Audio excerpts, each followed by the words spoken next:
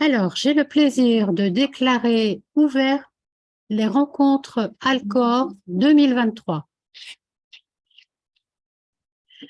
Alors, nous sommes, combien sommes-nous ici? 1, 2, 3, 4, 5, 10, quinzaine ici, 16, 17.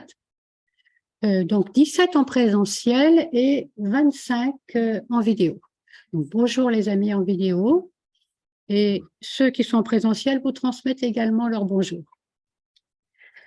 Alors, pourquoi avons-nous choisi ce thème de la liberté comme thème des rencontres Alcor 2023? Eh bien, suite à la pandémie, au moment de la pandémie, nous avons été fortement interpellés par les divergences et par les divergences entre individus au sein même des nations, au sein même des familles aussi, au sein même des groupes, les divergences d'opinion sur la liberté, où chacun arguait de la liberté. Alors, de la liberté individuelle, mais la liberté individuelle, certes, mais quand même limitée par l'intérêt commun. Et nous avons été interpellés par vraiment les divergences d'opinion en toute sincérité des uns et des autres.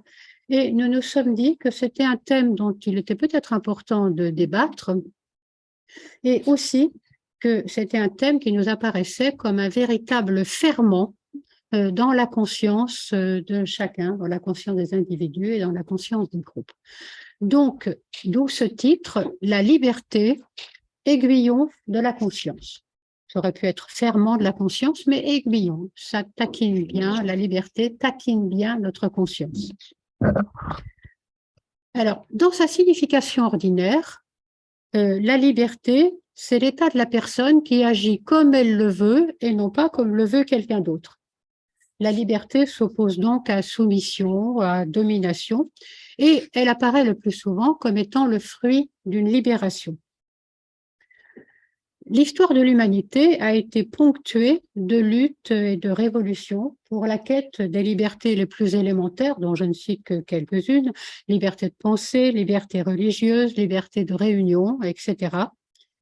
Et bien sûr, le combat se poursuit. Justement, comme je viens de le dire, par exemple, la récente pandémie a exacerbé la problématique de la tension entre la liberté individuelle et l'intérêt commun qui vient limiter cette liberté, en la portant même sur le plan mondial au niveau des nations. Nous avons pu constater que cette problématique a produit des oppositions et des conflits au cœur même des familles, des groupes, des entreprises, où chacun arguait de sa propre vision de la liberté individuelle et de l'intérêt commun. Il apparaît donc que la revendication de liberté agit comme un aiguillon dans la conscience, d'où le titre de cette première intervention. Par ailleurs, bien au-delà de l'expérience humaine, les enseignements de la sagesse nous disent que la liberté est une loi spirituelle de dimension cosmique. Alors, je lis la citation qui vous est donnée, qui est tirée d'Alice Bailey. Dans sa dimension cosmique, l'énergie de liberté produit de grandes avancées évolutives car elle permet à la vie ou esprit de se libérer de la substance ou matière. Son influence supraconsciente pousse sans discontinuer au détachement de la matière. C'est là une affirmation plutôt très abstraite et assez énigmatique que nous allons essayer de clarifier ensemble et nous allons commencer par la relire. Donc, l'énergie de liberté produit des avancées évolutives car elle permet à la vie ou esprit de se libérer de la substance ou matière. C'est-à-dire, là, nous sommes devant la grande dualité initiale entre l'esprit et la matière. Et on nous dit que l'influence supraconsciente de la liberté pousse sans discontinuer à se détacher de la matière et donc pousse à permettre à l'esprit de se révéler et de sortir progressivement de l'influence dans la matière. Ce qui ne veut pas dire nier la matière, mais sortir de l'influence prédominante de la matière. Donc, c'est une affirmation qui reste quand même énigmatique et nous allons prendre un temps justement pour essayer de l'éclairer. Tout d'abord, comme je viens de le dire en introduction, il apparaît que dans l'humanité, l'aspiration à la liberté aiguillonne la conscience humaine. Elle active les oppositions d'idées, les visions différentes du monde, hein, comme nous l'avons constaté au moment de la pandémie, où chacun, vraiment dans son authenticité, se proclamait de la liberté et de la liberté et de l'intérêt commun pour prendre des positions totalement opposées, hein, et avec les difficultés aussi d'admettre et de comprendre la position de celui qui est pourtant notre ami, notre frère, notre sœur, etc. La liberté nous fait prendre également conscience de nos contradictions internes, hein, pas simplement nos contradictions avec les autres, mais aussi nos contradictions internes. Par exemple, la différence, nous pouvons avoir un fort idéal de bien commun et une peur individuelle qui nous fait agir à contrario. La liberté, l'aspiration à la liberté, met également à l'épreuve les aspirations à la fraternité et à l'unité. Bien sûr, il n'est pas facile de ressentir, de continuer à ressentir l'unité quand celui qui est notre ami et nous pensions qu'il pensait comme nous, pense exactement à l'inverse pour quelque chose d'aussi fondamental que la liberté. Et en même temps, la liberté apparaît comme le ferment qui sous-tend tout progrès en conscience. Et ce ferment est très actif. Il est très actif car depuis la nuit des temps, l'aspiration à la liberté se confronte aux limitations qui s'opposent à elle. Effectivement, un constat que nous pouvons tous faire, c'est que la limitation est inhérente à l'humanité incarnée. Je ne sais pas si vous le ressentez, mais je crois que c'est une sensation commune, que nous sommes limités. La limitation est inhérente à l'humanité incarnée, d'où un conflit permanent. Ce conflit permanent que nous vivons entre l'aspiration à la liberté et la limitation. Et là, les enseignements de la sagesse nous expliquent quelque chose de fabuleux. Nous pourrions dire, excusez-moi, j'ai modifié le dernier moment. Oui. Quelle est la source de cette limitation que nous ressentons tous? Les enseignements de la sagesse nous expliquent quelque chose qui est fabuleux. Ils nous expliquent que l'humanité vit à sa petite échelle le dilemme liberté-limitation que le logos planétaire a choisi de vivre en s'incarnant sur notre planète. Voilà une autre affirmation qui demande quand même quelques explications. Alors, tout d'abord, qui est le logos planétaire? Le logos planétaire est la grande vie spirituelle responsable de notre évolution et dont notre Terre constitue le corps physique. Hein, le logos planétaire, ce logos planétaire, donc c'est la grande vie spirituelle qui s'est incarnée sur notre planète et qui, de ce fait, a construit toutes les formes dans lesquelles nous évoluons. Hein, notre planète Terre étant son corps physique. Le logos planétaire est également appelé Ancien des jours, ou Melchizedek, il est appelé de ces deux noms-là dans la Genèse. Il est également appelé Sanat Kumara en Orient. Et toujours, c'est le grand être qui donne vie à notre planète.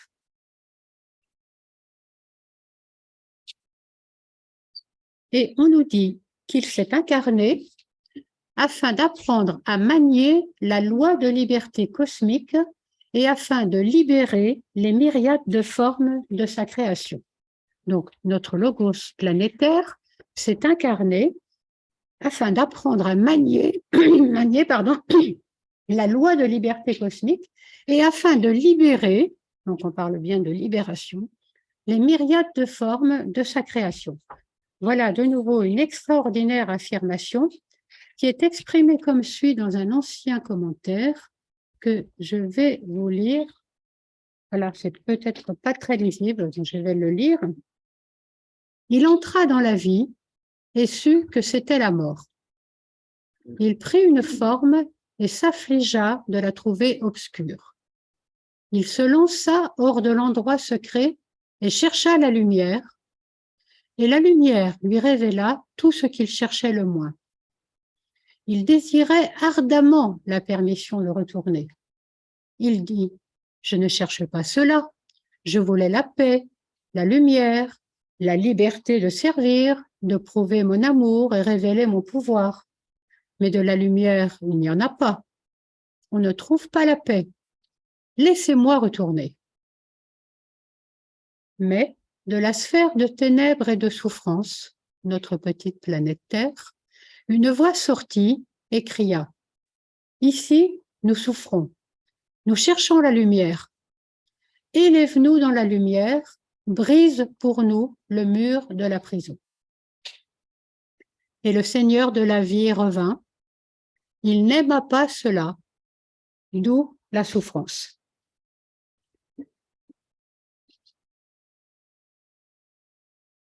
Et c'est aussi pour cela que notre logo s'est appelé d'un nom qui m'apparaît, moi, bien sympathique.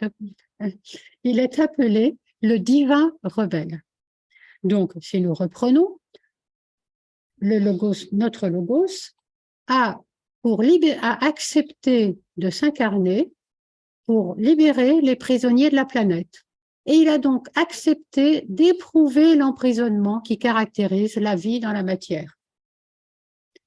Et cette limitation a éveillé en lui la rébellion. Et en même temps, il diffuse ainsi à toute sa création, que nous sommes, un ferment inné de rébellion qui lui vaut le nom, ma foi, que je trouve vraiment, j'affirme, sympathique, ce nom de divin rebelle. Et ce ferment inné de rébellion est l'aiguillon de libération autant pour lui que pour la multitude de vies qui constituent son corps physique. Et nous faisons partie des multitudes de vies qui constituent son corps physique. Nous en sommes des cellules. Donc, nous sommes donc des cellules du corps physique de notre logos. Voilà aussi qui demande un peu quelques explications. Donc, ce schéma, je ne sais pas, oh là, il n'est pas très beau. Oui, bon. Vous allez le deviner, je vais vous le commenter. Ce schéma décrit l'articulation intérieure entre la constitution de l'être humain et celle du logos. Vous avez sur la gauche, sur votre gauche, vous avez la représentation assez habituelle de la constitution énergétique de l'être humain, avec en grisé, ils ne sont pas très grisés pour ceux qui sont en présentiel, avec en grisé les trois sous-plans du corps, 7, 6 et 5, le corps physique avec sa partie éthérique, le corps émotionnel, le corps mental, avec dans le mental supérieur, l'âme humaine. Et les 4 sous-plans supérieurs, bouddhique, atmique, monadique et adi, qui constituent les plans spirituels auxquels nous, êtres humains, tentons d'accéder. Et cette constitution énergétique de l'être humain constitue en fait, dans sa totalité, les 7 sous-plans du plan physique cosmique. Et donc, c'est nos 7 sous-plans, avec les sous-plans 5, 6, 7, qui sont nos plans d'expérience, constituent le corps physique de notre logos planétaire, qui a donc un corps astral cosmique, un corps mental cosmique avec, vous le percevez, son âme, l'âme de notre logos est dans la partie supérieure du plan mental cosmique, de la même façon que pour nous, êtres humains, elle est dans la partie supérieure du corps mental, que l'on appelle alors systémique. Hein. Et donc, nous avons un corps, notre logos, pardon, un corps astral cosmique, un corps mental cosmique, un corps bouddhique cosmique, atmique, monadique et adi cosmique. Voilà. Et donc, nous voyons là que nous essayons, en faisant ce schéma, nous essayons de clarifier pourquoi l'aspiration à la rébellion et l'aspiration à la liberté de notre logos divin rebelle se propage dans toutes les cellules de son corps dont nous faisons partie, puisque notre logos communique donc à toute sa création son tempérament de divin rebelle. Nous-mêmes, dans notre petite expérience physique, quand nous avons un esprit de rébellion, quand ça ne va pas et que nous nous rébellions, nous percevons bien comment notre corps physique s'agite, il peut même nous rendre malades, tellement parfois nous sommes agités. Eh bien voilà, nous sommes les cellules du corps physique de notre logos planétaire, et donc nous vivons avec lui son instinct de rébellion, son esprit de rébellion.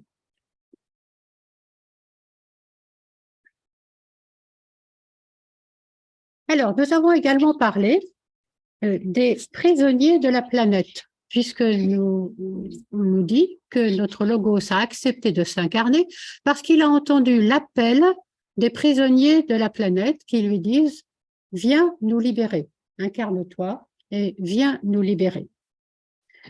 Donc, qui sont ces prisonniers de la planète? Ce sont d'abord toutes les vies subhumaines qui n'ont pas encore la conscience de soi.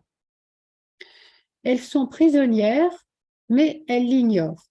Elles n'ont pas la conscience de soi. Alors, qui sont ces vies? Ce sont les vies qui constituent les règnes minéral, végétal, animal, les petites vies qui constituent ces différents règnes, et aussi les multitudes de petites vies élémentales qui constituent notre propre corps physique. En tant que petites vies, elles n'ont pas la conscience de soi. Et ce sont aussi les prisonniers de la planète, nous tous. Nous avons fait partie de ceux qui potentiellement disaient au Logos « Viens nous libérer ». Nous sommes aussi tous les êtres humains, enfin ce sont aussi tous les êtres humains, nous-mêmes, chez qui la conscience de soi est bien présente. Ce qui veut dire que pour nous, êtres humains, nous avons conscience d'être prisonniers, ce qui éveille en nous l'esprit de rébellion. Et surtout, nous sommes impliqués dans la réalisation du dessein de notre logos, puisque nous sommes des cellules de son corps et que nous avons conscience de son emprisonnement.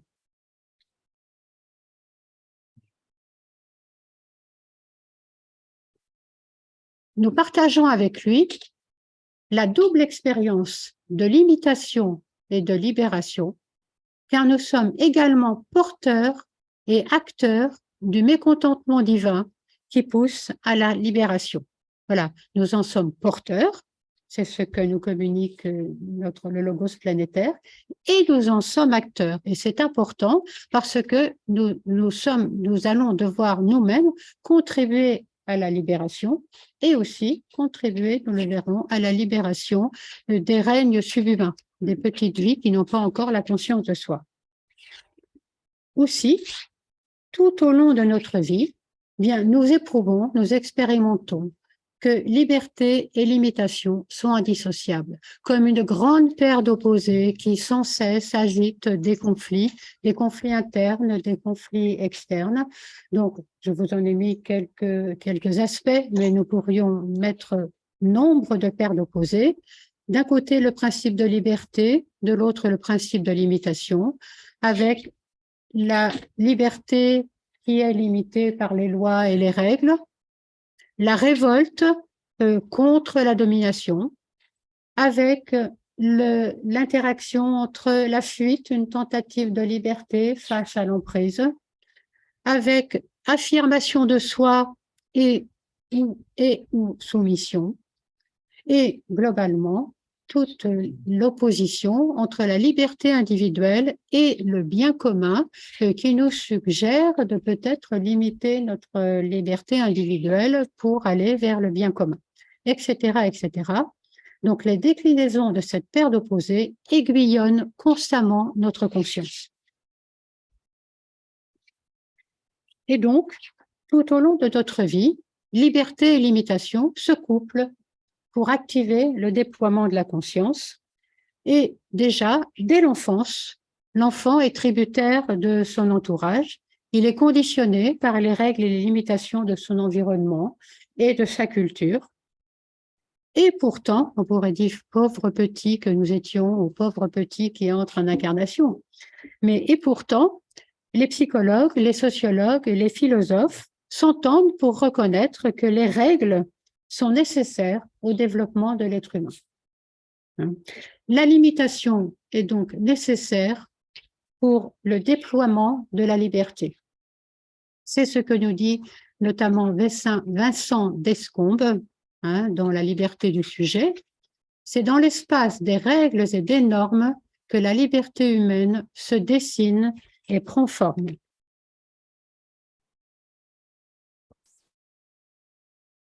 Et bien plus que cela, la limitation pousse à découvrir un degré de liberté plus grand. C'est très important. La limitation nous pousse en fait à ruer un peu dans les brancards et à découvrir en fait un degré de liberté plus grand. Prenons quelques exemples. L'enfant qui dépasse la frustration de ne pas être le plus important, et c'est une grande frustration, découvre par contre-coup la richesse du lien social. Autre exemple très actuel, les contraintes économiques et environnementales peuvent nous mener collectivement vers un degré de libération, car se débarrasser de l'inutile va nous libérer de la société de consommation. C'est aussi ce qui fait dire à Robert Musil, il faut que l'homme se sente d'abord limité dans ses possibilités, ses sentiments et ses projets par toutes sortes de préjugés, de traditions, d'entraves et de bornes, comme un fou par la camisole de force, pour que ce qu'il réalise puisse avoir valeur, durée et maturité. En effet, l'aspiration inébranlable à la liberté nous fait découvrir progressivement quelque chose d'hyper important. La liberté est intérieure. Elle est intérieure et donc indépendante de la forme extérieure de la matière. Et nous retrouvons la première citation, c'est-à-dire la liberté va nous dégager, nous permet de nous dégager progressivement de l'influence de la matière. Et pourquoi? Parce qu'effectivement, la liberté est intérieure.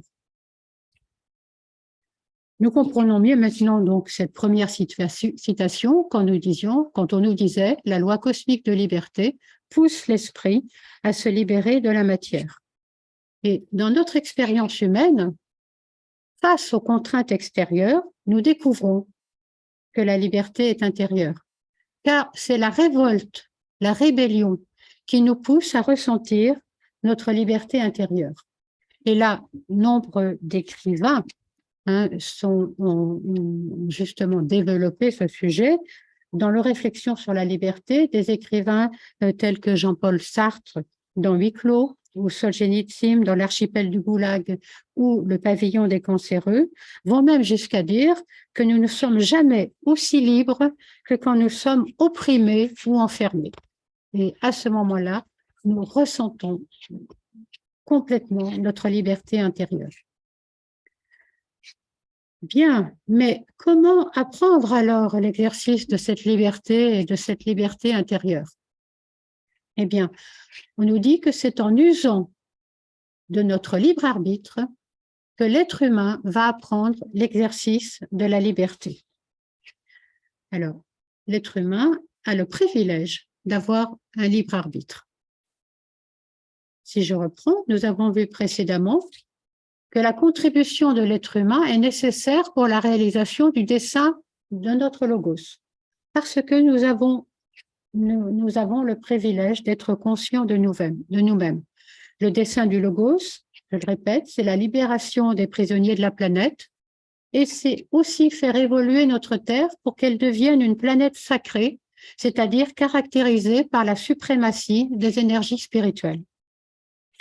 Et cela est possible car la loi de liberté gouverne non seulement l'âme du logos, nous avons vu sur le plan mental cosmique, mais aussi l'âme humaine sur le plan mental systémique.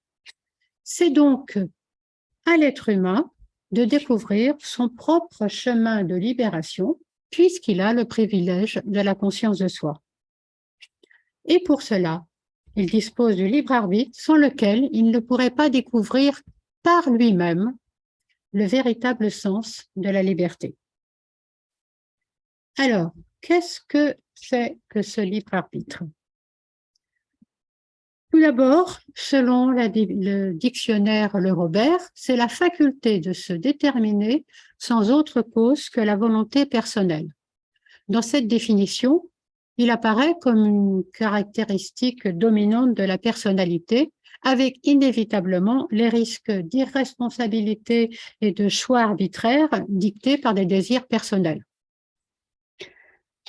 Nous en avons également une définition plus spirituelle. Selon le maître Moria, le libre arbitre constitue la dignité de l'homme.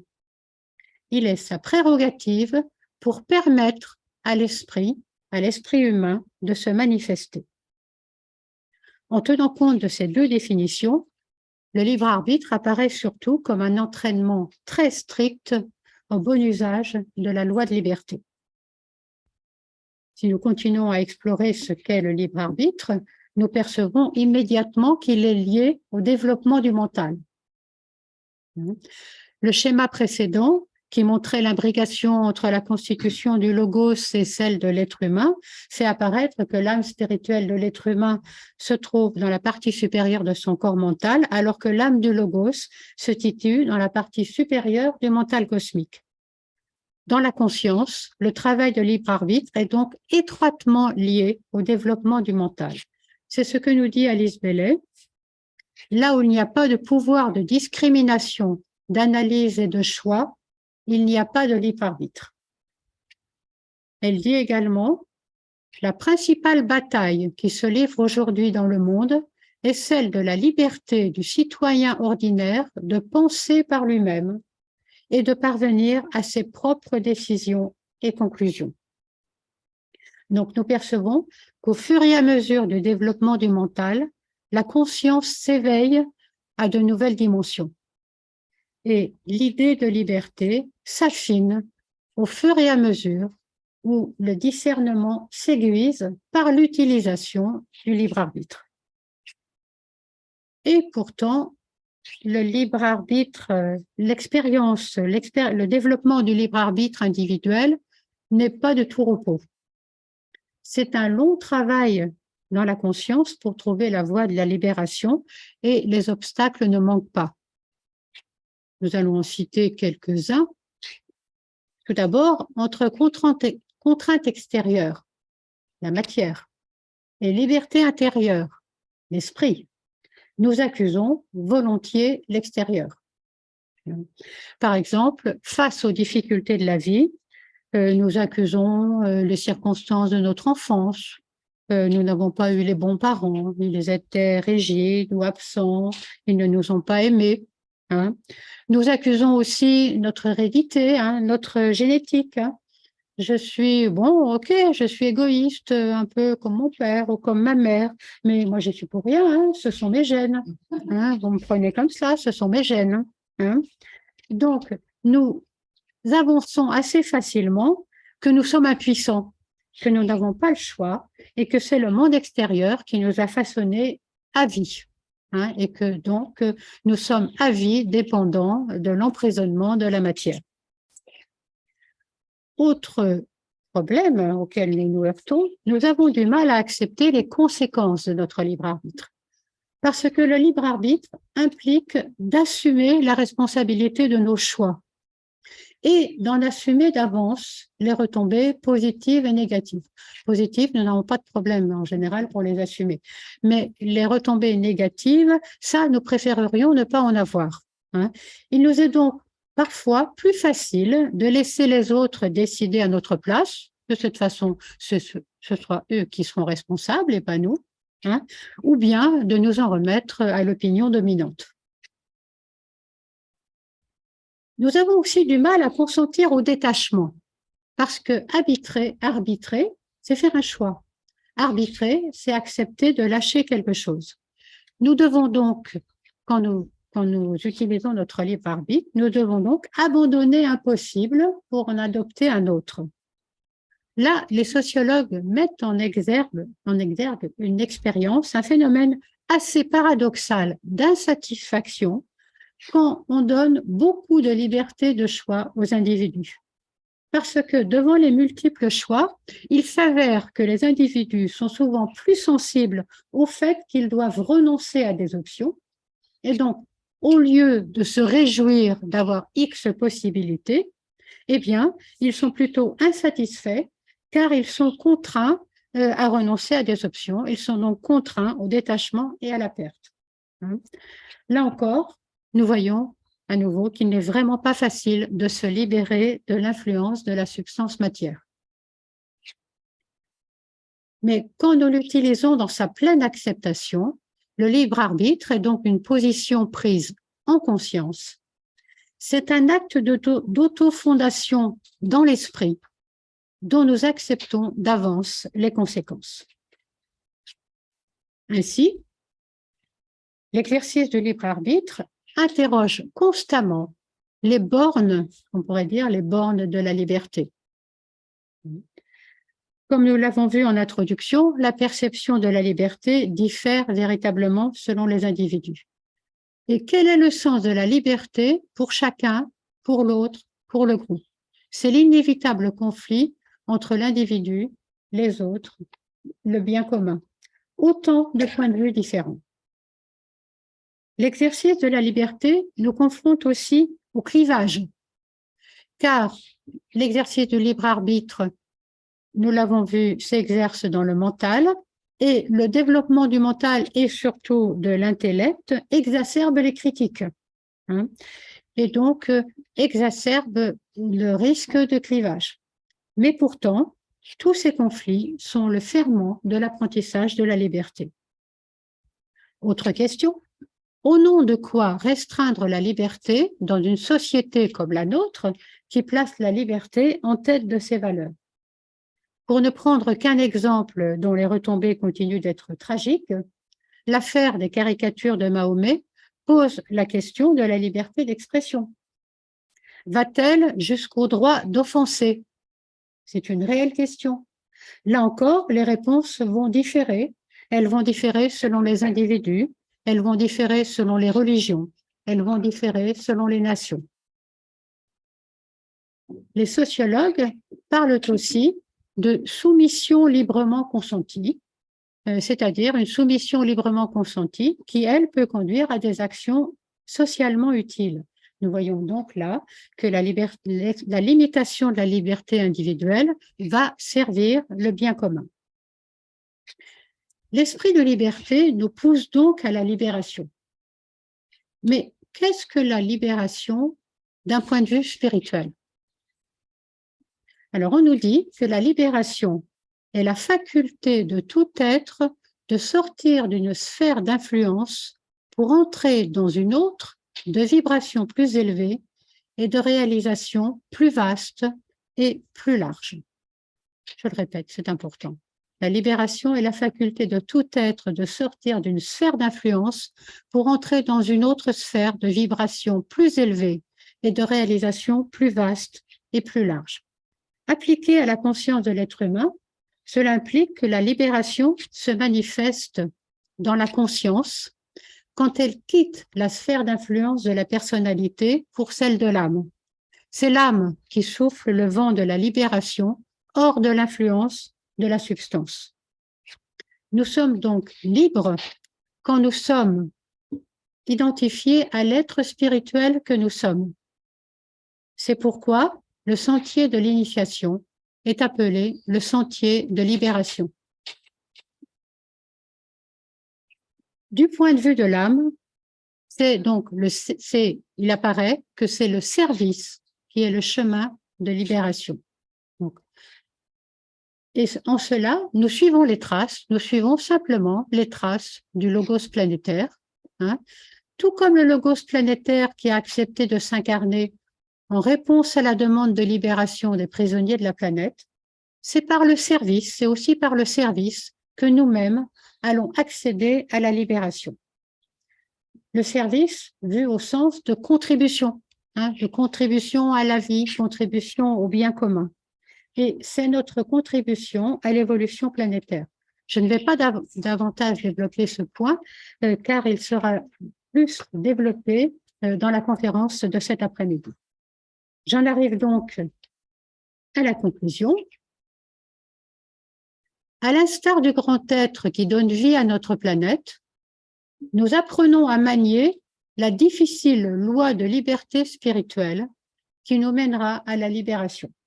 Voilà, nous apprenons ce qu'est cette difficile loi de liberté spirituelle. En tant que cellule de son corps, en tant que cellule du corps du Logos, nous vivons avec lui la volonté inextinguible de liberté et la rébellion face à tout ce qui la restreint. C'est l'aiguillon dans notre conscience. Le dessein de notre Logos, c'est de libérer les prisonniers de la planète et de rendre notre planète sacrée. L'humanité contribue à ce grand dessein spirituel car elle est le trait d'union entre les règnes spirituels et les règnes subhumains. C'est ainsi que par sa libération progressive, l'humanité devient consciente de sa responsabilité vis-à-vis des règnes subhumains. Son service est alors de participer à son tour à la libération des prisonniers de la planète, ceux qui n'ont pas encore la conscience de soi et qui sont enfermés dans les différents règnes. Merci de m'avoir écouté.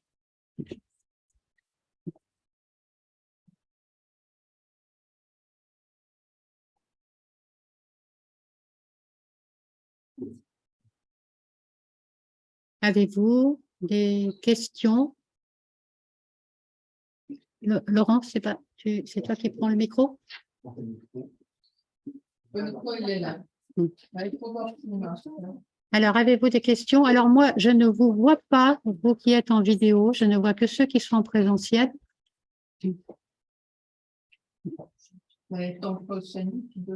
Donc, c'est plutôt Corinne et Alice qui vont entendre les questions, si vous avez des questions. Et dans la salle, c'est Laurent qui va entendre vos questions. Ça n'a pas l'air de fonctionner.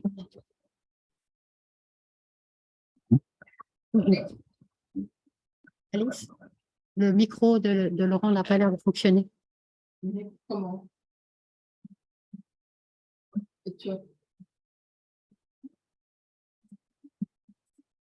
Petit problème technique. Nous essayons de nous en sortir. Nous sommes des novices hein, dans le fait de faire en même temps une réunion en présentiel et en vidéo.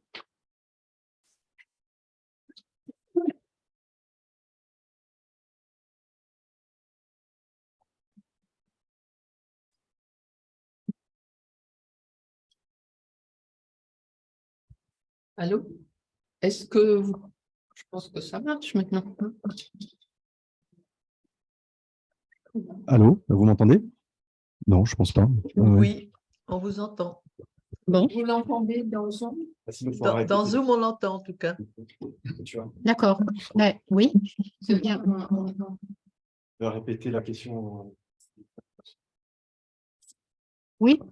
Donc, bon, nous allons nous arranger. Le micro, pourtant, nous avons fait de beaux investissements. Alors, peut-être que tu peux arrêter l'enregistrement pour les questions. Non, tu continues?